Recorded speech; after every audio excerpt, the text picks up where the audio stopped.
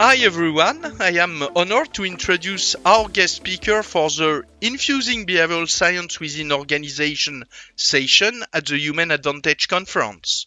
Now, Suzanne, who is the CEO of BVNH Consulting North America, and myself will be speaking with Professor Don Moore and Professor Max Bazerman. Let's start with Don. Don Moore is Associate Dean for Academic Affairs and holds the Lauren Tyson Mitchell Chair in Leadership at the Haas School of Business at the University of California at Berkeley. His research interests include overconfidence, a very good book that I recommend, which is the topic of this bestseller, Perfectly Confident. His research has appeared in popular press outlets and academic journals, from Psychological Review to Harvard Business Review. He teaches popular classes on managing organization, negotiation, and decision-making. He is only occasionally overconfident. Thanks, Eric. I'm looking forward to our conversation. Excellent. And our second guest is Max Bazerman, who is the Jesse Isidore Strauss Professor of Business Administration at the Harvard Business School.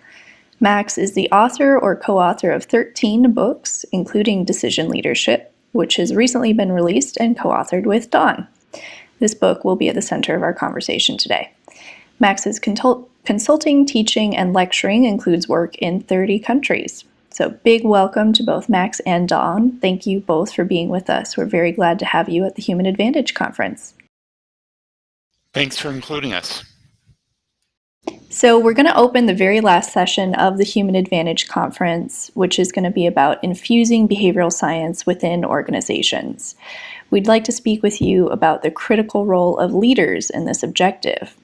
In your book, you call leaders decision architects. Can you elaborate on this?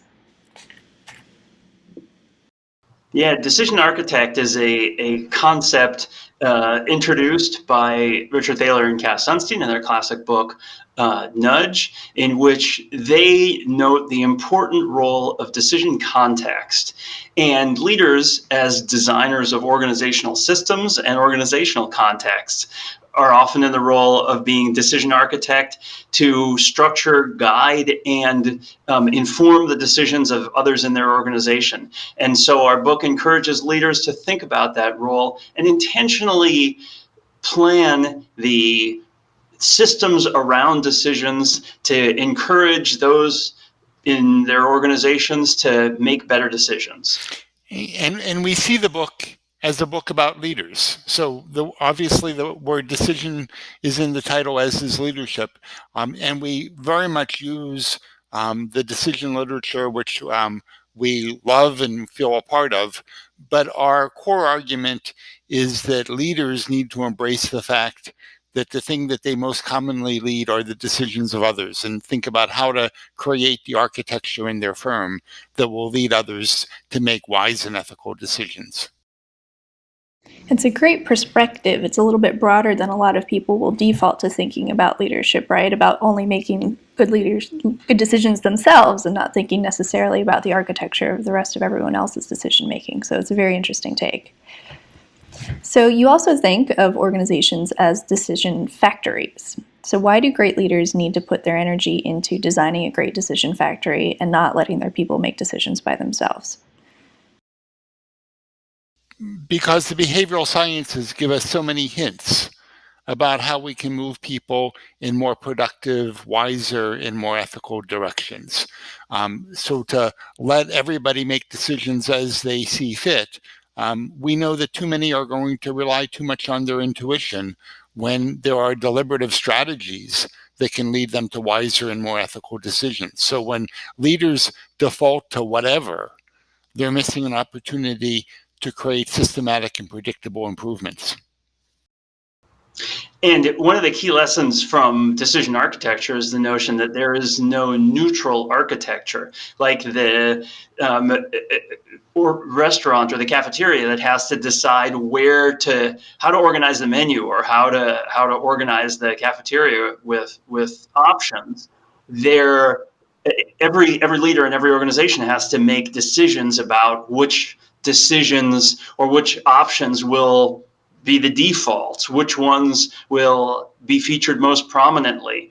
And our book is just an encouragement for leaders to be thoughtful, deliberative, intentional in the ways that they design those systems. So just building off of what Don just said, we don't think of our book as simply an application of nudge to leadership. We think of a leader as interacting with lots of other humans who they can influence, their employees, but also their customers and their suppliers.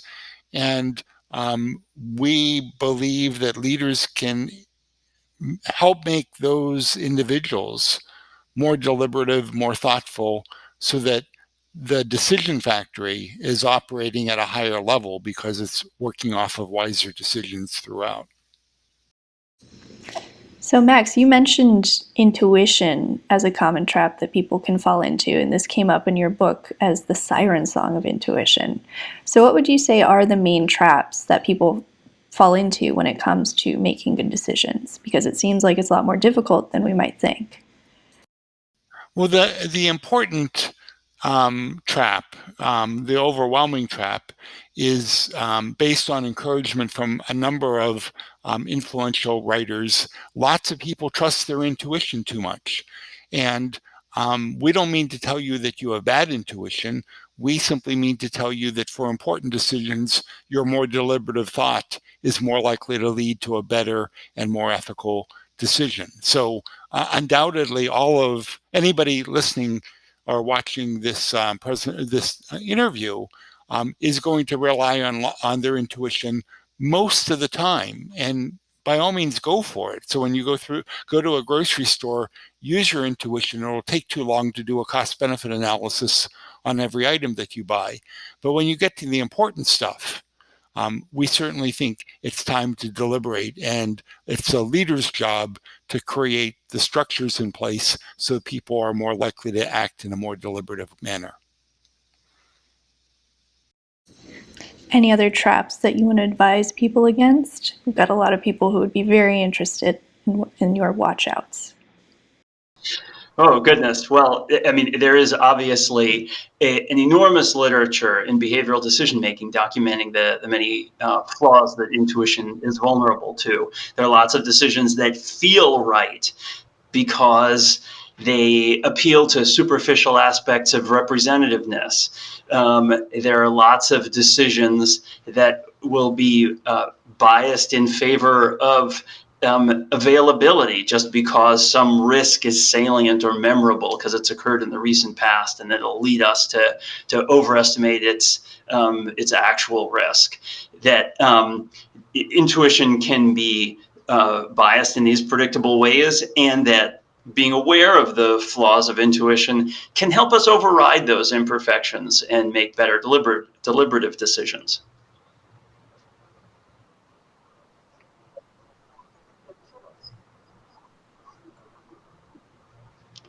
Yeah, so possibly the most common manifestation of overconfidence is excessive faith in the quality of our own judgment.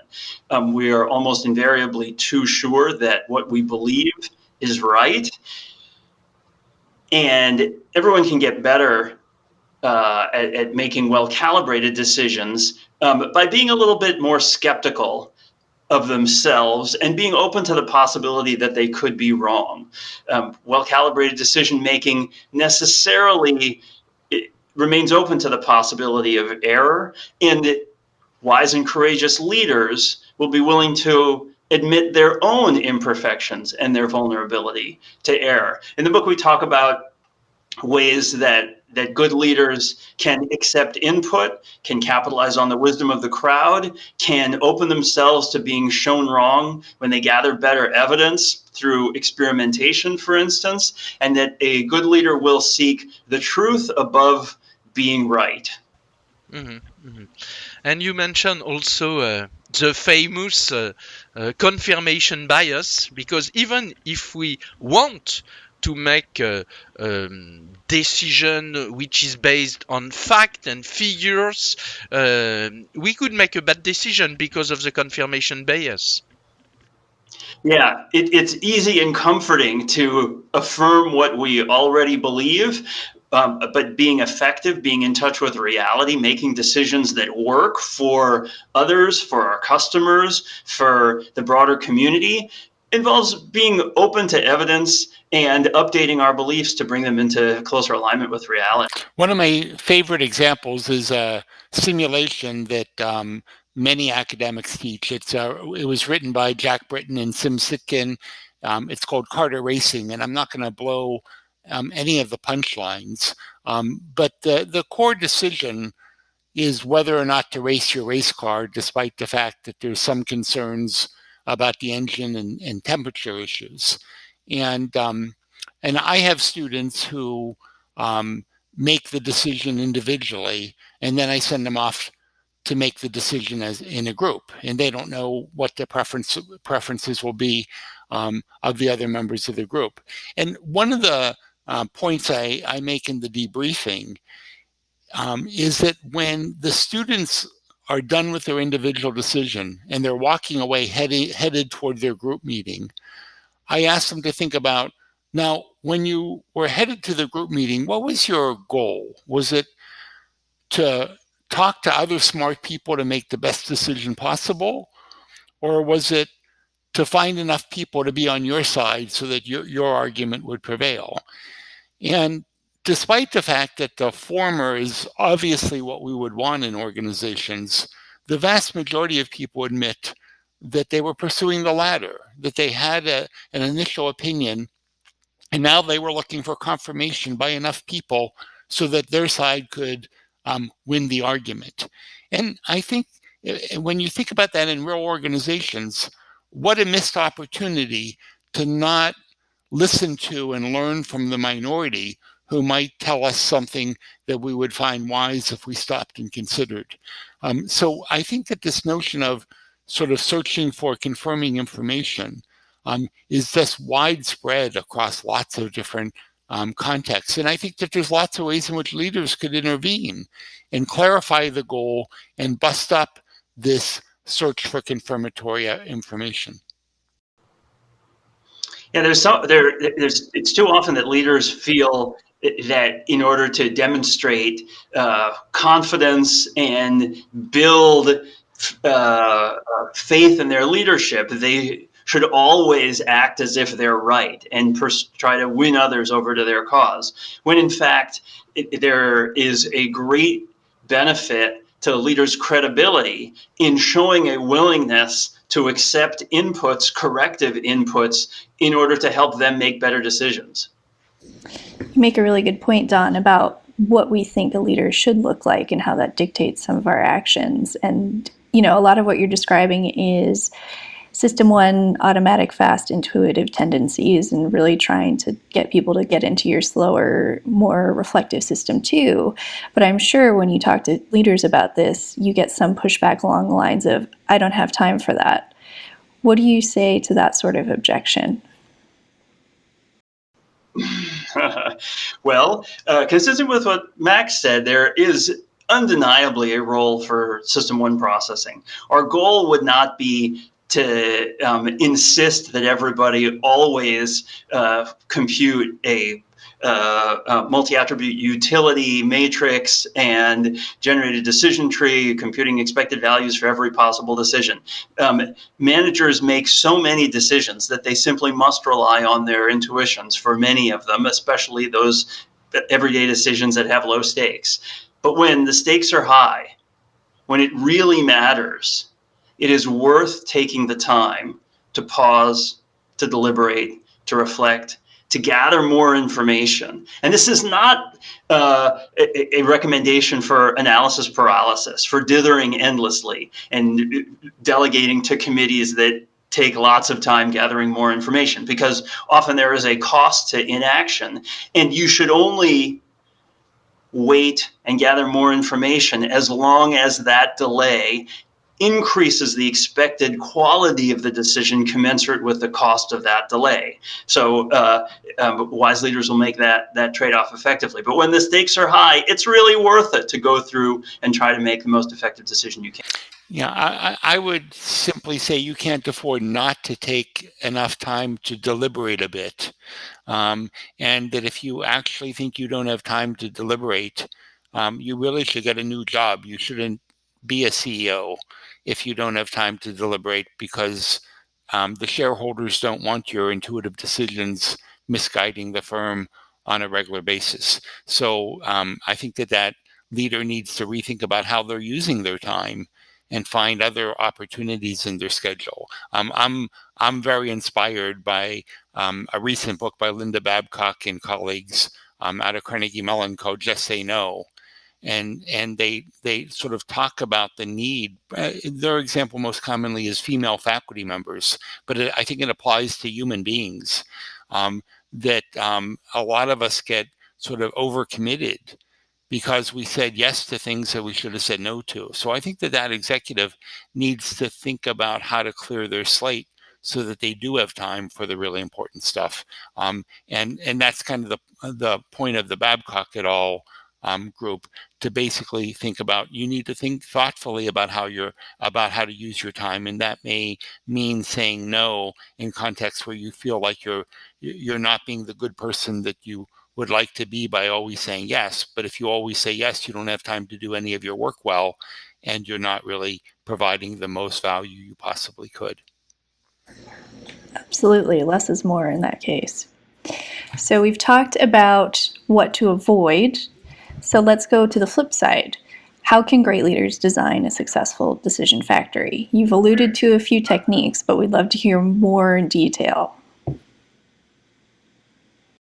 One of the things that we've sort of touched on slightly is building systems that encourage others within the organization to make more effective decisions. And one way to do that is by rewarding good decision processes that thoughtfully incorporate the relevant considerations and select the option with the highest expected value.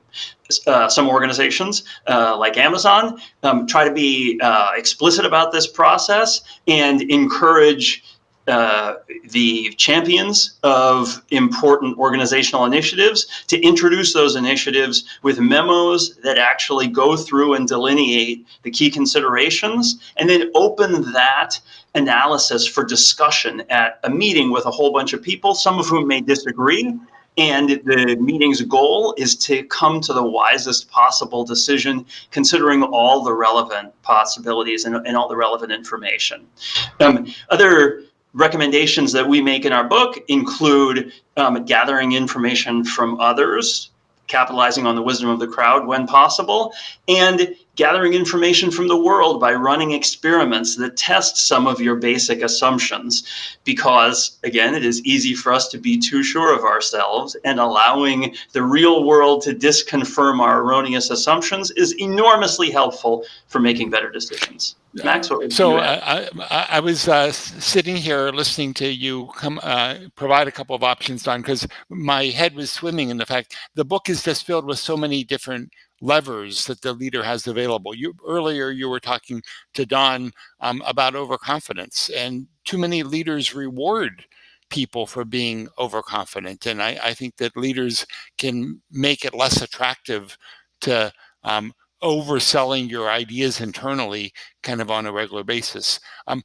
One of my favorite levers comes from research that I've been involved in, Don's been involved in, but lots of others as well, showing that comparative or joint decision making is more powerful, more effective, and more ethical than considering one option at a time. So in one experiment that I did with Eris Bonet, who I know is also part of your program, Eris, Alexandra Van Geen, and I show that if we could take a context in which we know that there's bias, that people tend to be sexist in preferring men over women for math-related tasks, we find that while that's true, when people are evaluated individually, when people compare multiple different candidates, we find that sexism largely disappears and people use job relevant criteria.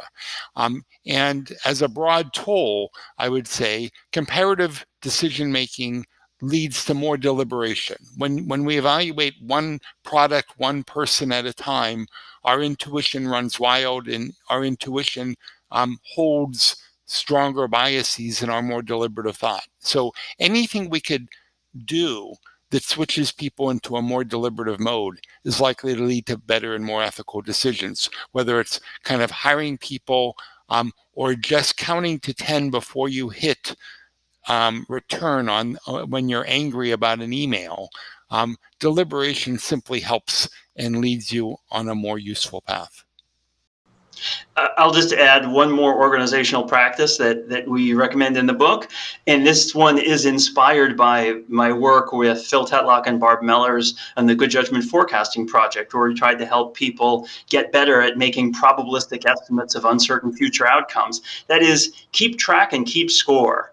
When you're making expected value calculations that include probabilities and predictions of future outcomes, your organization will runs a risk of promoting overconfident blowhards who act like they know what's going to happen, but who are actually wrong pretty frequently. If you don't follow up and point out when people are wrong, you can help people get better calibrated by making it clear we're going to follow up later. And when we know the outcome of this prediction, we'll remind everybody what your predictions were and talk about how we can collectively get better at making these sorts of predictions. Very interesting. So all of these are really good approaches, but obviously perhaps easier said than done in real life. So do you have any examples of concrete actions that illustrate how to be successful at implementing these levers and these processes and these approaches? Max, should we talk about some of the leaders we profile? Sure, go for it. Okay, so one of the people, the unconventional leaders we profile in the book is a woman named Jessie Wisdom. She was in people operations at Google and helped Googlers make decisions more compatible with their own interests and the interests of the organization by consuming less of the fattening sweets that Google provides its employees in unlimited quantities, putting desserts in opaque containers and moving them to the back of the cafeteria. She also helped design systems to help Googlers make better decisions about their retirement savings and a number of other things, and took this expertise with her to Humu, a human resources consulting firm that she founded with Laszlo Bock, who also was in people operations at Google. And they provide these services now to lots of companies that are interested in using nudges and principles of behavioral decision making to help people make better decisions, more ethical decisions that are more consistent with the interests of the organization and the larger communities that they're working in. So I was very interested to read that you recommend to reward good decision processes rather than results. I think it is a kind of revolution. Yeah, lots of organizations boast about being results-oriented, but if that means rewarding the lucky, whose risky decisions happen to turn out, and punishing the unlucky, even when their wise decisions just happen to get unlucky, well, that's a lousy scheme for guiding employees to make good decisions with high expected value, even when they come with risks. What you'll get there is a bunch of risk-averse decisions with low expected values. So the challenge there is to avoid the hindsight bias and the temptation that all of us have to observe the result and infer from the result what the quality of the decision ex ante must have been. But that's a mistake. Here we draw inspiration from Annie Duke and the poker player's caution against resulting. A bad bet can still win if you get lucky on the cards, whereas a good bet, a wise bet, can still lose if you get unlucky on the cards. as a poker player, you can't control the cards. You can just make the best bet possible given the limited information you have available to you. Those poker players who do will win in the long term, even though sometimes they'll get unlucky. Absolutely. So, as a research company at BVA Group, we're very interested that you mentioned the key role of experimentation, which has come up a little bit in this conversation. Could you tell us more about why you think this is so important and how a leader can create both the culture and the capacity for experimentation in their organization?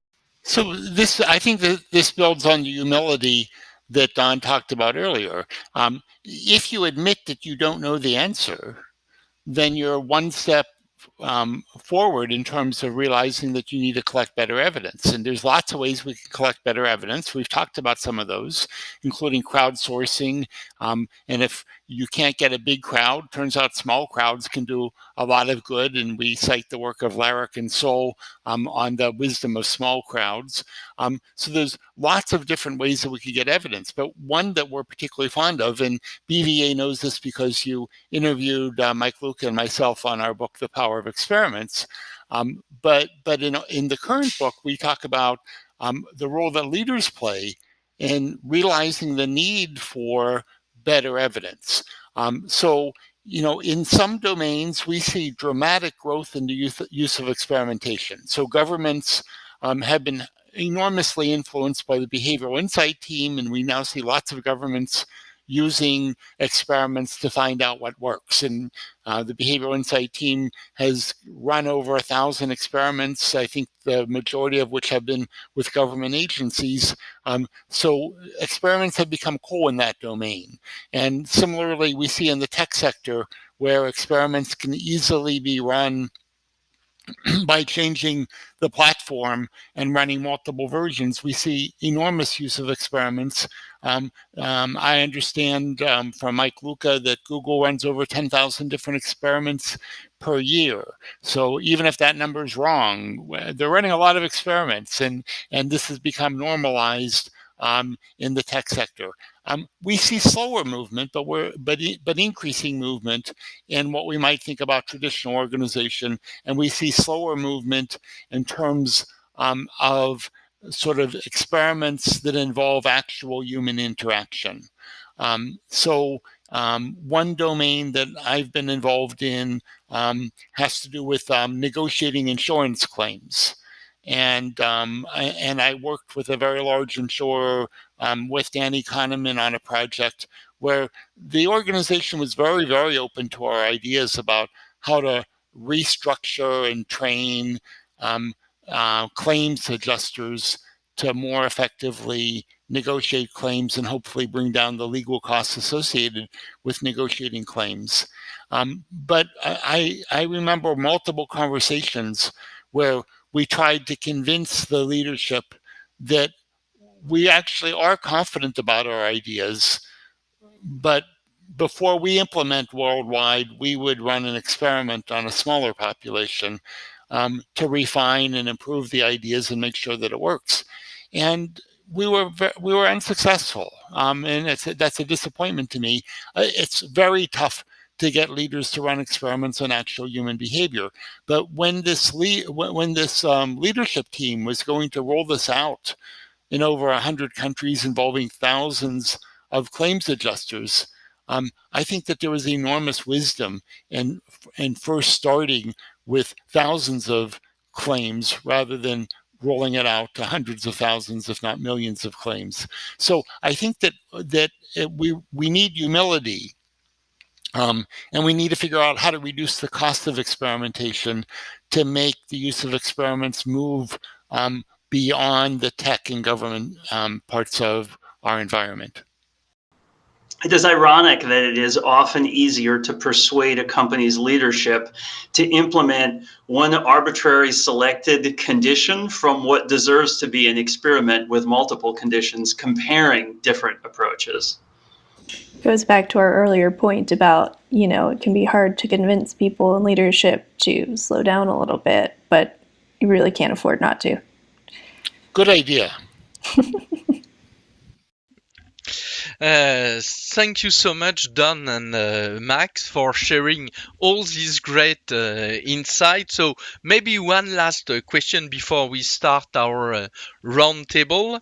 Except reading your book, which is the advice I give to all our audience, what would be the one piece of advice you would give to leaders who would like to start applying behavioral science?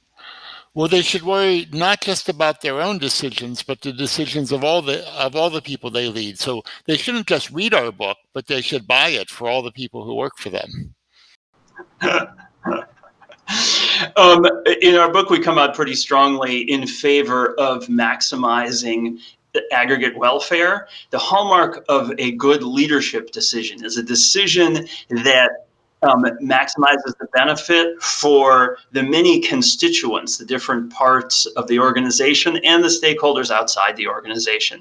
Leadership is, in that sense, an inherently collective enterprise. And so we come out pretty strongly in favor of maximizing the expected value of those decisions for the many constituents that those decisions can affect. Thanks a lot to both of you. I was sure it would be a wonderful conversation, and it was. I'm sure it will be a wonderful intro to our infusing behavioral science within organization session. So really, I am grateful to you.